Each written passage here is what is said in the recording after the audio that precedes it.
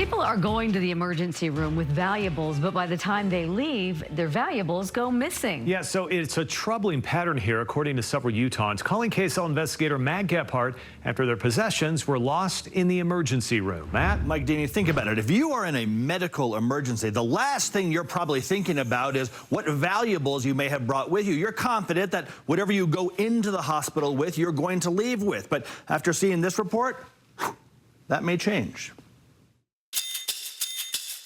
These three Utahns have something in common. Each went to the emergency room here at the University of Utah Hospital, but when they left, they did so without something valuable. Let's go in chronological order. My name is Annette Cooley Handy. Back in 2021, Annette Handy was rushed to the ER. She had a serious infection following knee surgery. The doctors at the U of U saved my life. That gratitude tempered by the fact that while in the hospital, her wedding rings went missing. She vividly remembers she had them on when she went in. A nurse, she said, I had to take off my rings. I said, they won't come off. And she says, we'll make them come off. And she put all this stuff on them and got them off. And she said, don't worry. We'll have them in your room when you get back there. Annette says she never saw her rings again. Look at all that food I can't eat. Warp forward to 2024. Chris Coy went to the U with dizziness. When he came out, his expensive dentures were missing. At what point did you realize these were gone? When I got home, going through my big bag they gave me with all my stuff in it, and my teeth weren't in there. Come here, guys. And this past June, Nancy Kimmerly was rushed to the ER after suffering a sudden episode of memory loss. She says she took off her wedding ring for an MRI, and she never saw it again. How much is the value of this? It's a lot. I'm not comfortable saying. Is that okay? Nancy has said to the U, she, as well as Annette and Curtis, did what one does after situations like this. They contacted the hospital. They got various responses. Annette got a letter telling her they are searching hard and she'd be notified if her rings ever turned up. It's been years now, 4 years now since that happened. In Curtis's case, the hospital agreed to pay half of the cost to replace his dentures. I got to figure out a way to come up with $2,200 to pay for the teeth. How do you feel about the offer? I don't think it's right. I think they should take responsibility. And in Nancy's case, she says she was rebuffed. They pretend like I'm making this up. Refusing to accept that as the final answer, Nancy contacted the police. This is the police report. Which examined surveillance video. I was able to see a gold ring on her left hand's wedding finger.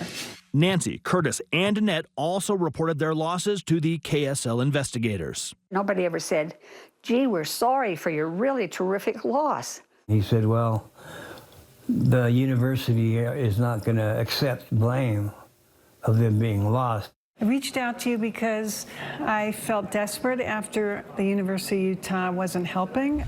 So, just how big of a problem is this? We don't know. The hospital will not say. I asked a spokesperson how often they get reports of missing property, the value of the property that is reported missing, how often the hospital pays out on claims. Despite none of those questions being about a specific patient, I was told that they could not answer for patient privacy reasons. What the hospital would say is that when stuff goes missing, they work closely with patients and are committed to approaching every case with thoughtful care, responsiveness, and unwavering support.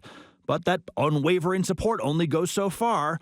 We encourage patients to leave valuables at home, the hospital says, adding each patient signs a consent for treatment form, which says the hospital is not liable for the loss of or damage to any personal property unless they store those articles in the room safe.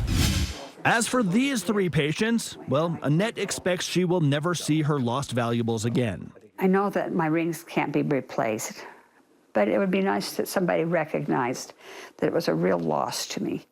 For Curtis, the hospital ultimately agreed to replace his dentures.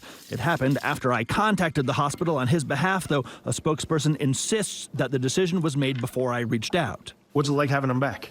Oh, man, I love it.